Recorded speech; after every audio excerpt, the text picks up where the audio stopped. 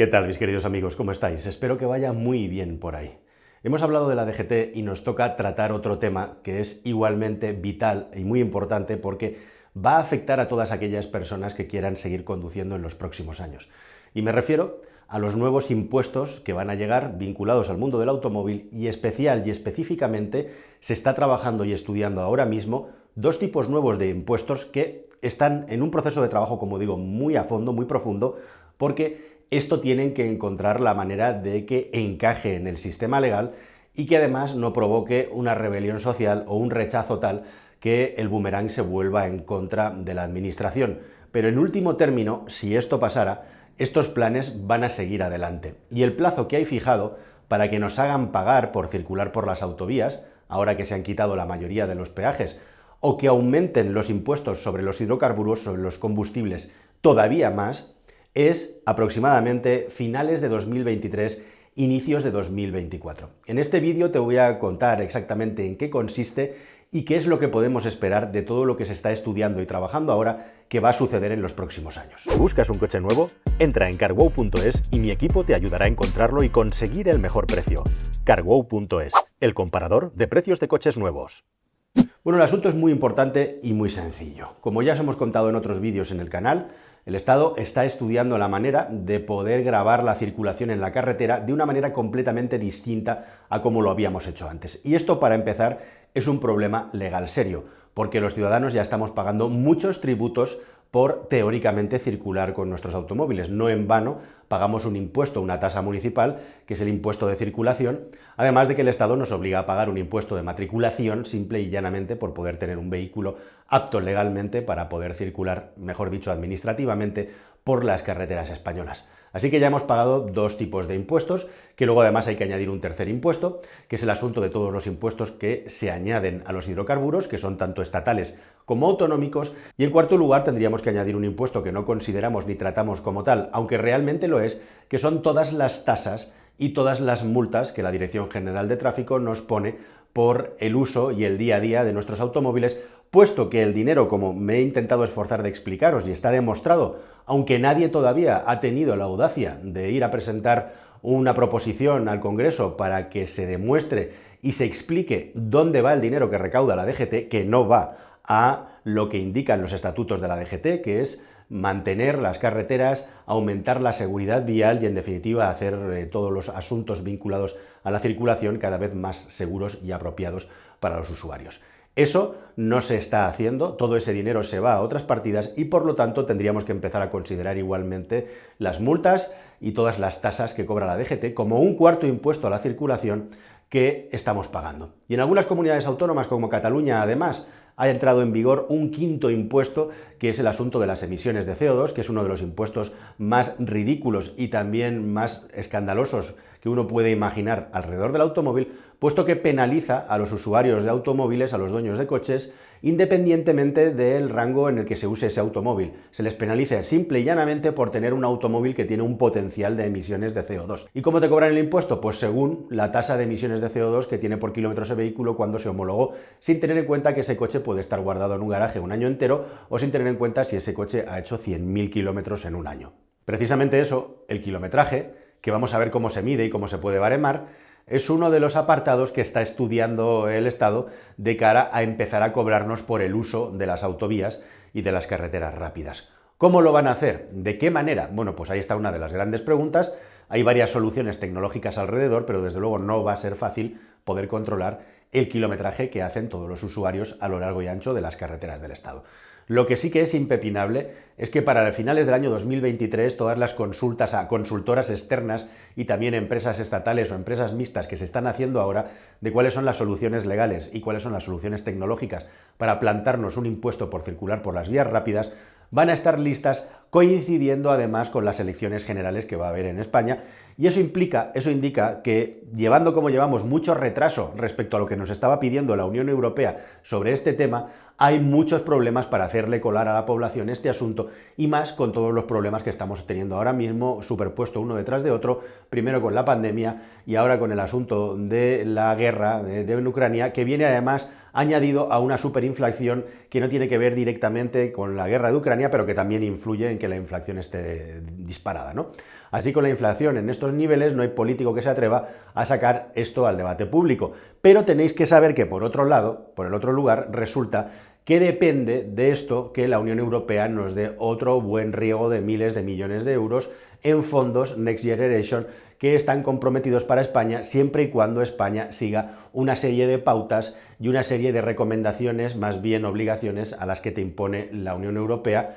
para ir hacia la Agenda 2030, ir hacia lo que se llama todo ese plan de resiliencia, todos esos mecanismos de transición ecológica que están tan en boga y tan en boca de los políticos. Así que si un Estado cede parte de su soberanía nacional a la Unión Europea precisamente para gozar de todas las ventajas de la Unión Europea, un país como el español, que ya por una cuestión pura de posición dentro de la Unión Europea y por calendario tenía que dejar de recibir fondos de la Unión Europea y ahora tiene la posibilidad de recibir nuevos fondos, ya ha recibido los primeros paquetes de fondos de la Unión Europea y más que va a recibir si pone en marcha una serie de medidas como la de cobrarnos en las carreteras, pues evidentemente esto va a salir adelante, puesto que, como os digo, España ya no tenía que ser receptora de renta de la Unión Europea, sino tenía que ser contribuyente, tenía que dar dinero a los países que están menos desarrollados dentro de la Unión Europea, que en este caso son los países del Este. Y esto es como una especie de bola extra que la Unión Europea ha puesto a nuestra disposición, y a mí me gustaría saber o preguntar si vosotros, los ciudadanos, los que veis este vídeo,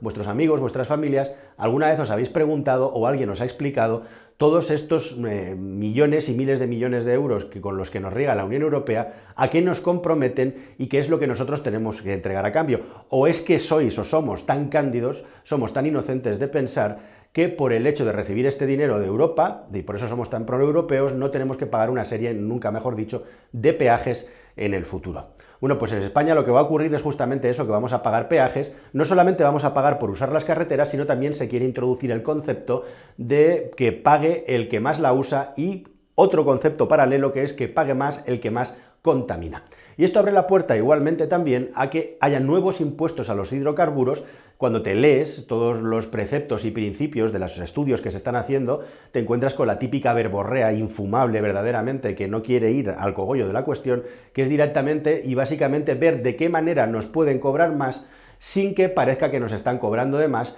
y sin que parezca que esto es injusto en función de dónde estés poniendo la lupa, en función de la renta que tiene la persona a la que estás analizando. Así que se trata básicamente, como digo, de sacarnos la pasta del bolsillo, como siempre, sin que parezca que se note y además pareciendo que se nos está haciendo un gran favor. Finales de 2023, inicios de 2024, esto va a formar parte de las elecciones generales y el partido político que salga después de esas elecciones generales a gobernar en el año 24, cuando esto entre en vigor, pues tendrá que manejar esta patata caliente, sea uno, los que ya están, o sean los otros los que quieren venir. Veremos qué es lo que pasa, pero el partido al que le toque gobernar a partir del año 24 se tendrá que tragar este sapo, igualmente también como nos vamos a tragar los sapos que van a empezar a aparecer en las urbes, en las ciudades, de tener que pagar por circular por el centro de ellas, algo que igualmente ya se está estudiando y se les va a dar potestad y se les va a abrir el peaje, nunca mejor dicho, a las grandes ciudades para podernos cobrar para entrar en ellas. E igualmente también os cuento y os digo que en el año 23, a final del 23, tiene que entrar en vigor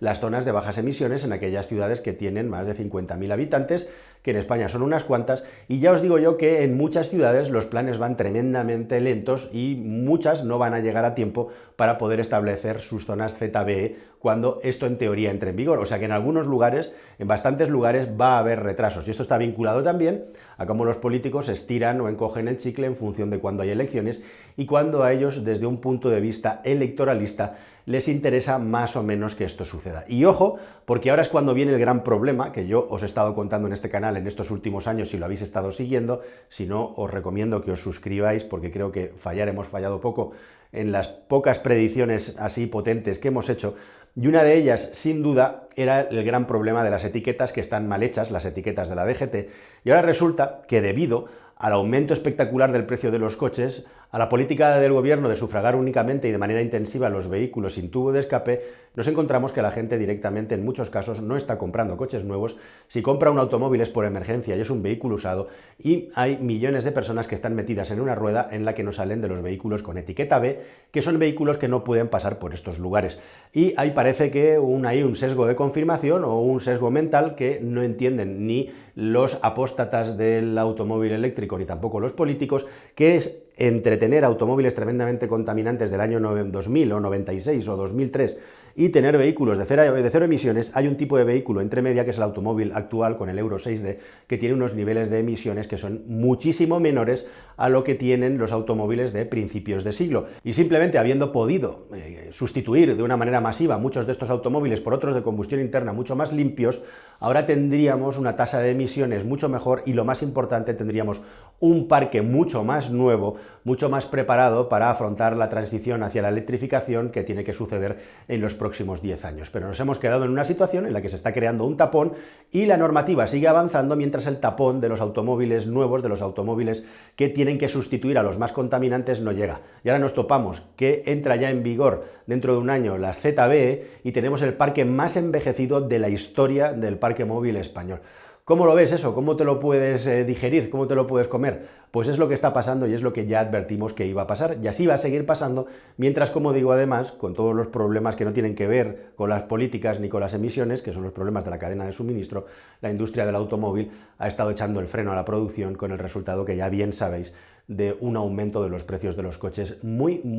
importante. E igualmente también, como os hemos ido anunciando y pronosticando, están esperando a que llegue el momento apropiado para subirle el precio igualmente a los combustibles, con impuestos a los hidrocarburos, e igualmente también y específicamente también al diésel, que probablemente acabará teniendo un precio prácticamente parejo al de los automóviles de gasolina. Eso probablemente también ocurra a finales del año 23, o durante el año 23 iremos oyendo y nos iremos enterando de cómo todo esto va a ir fraguando. Así que, si os fijáis, entramos en una nueva era, entramos en una nueva fase, en una nueva etapa, en la que ya lo que se busca directamente es que dejemos de utilizar los automóviles, pero al mismo tiempo también se va a promover, como os contaba en el vídeo anterior, que lo sigamos teniendo, porque hay que seguir pagando. Pero tener un automóvil va a pasar a ser un objeto de superlujo, de mantenerlo va a ser una cuestión de superlujo, y veremos igualmente también de qué manera pues, los ciudadanos tragan o no tragan con todo esto, si se rebelan de algún modo o si simplemente y llanamente lo aceptamos, como venimos aceptando todas las cosas que se nos están imponiendo en los últimos tiempos. Así que eso lo veremos, queridos amigos. Este es el panorama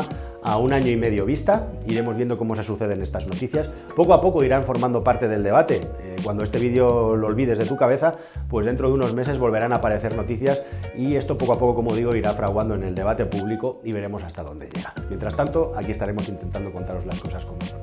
Hasta el siguiente vídeo, queridos amigos. Adiós.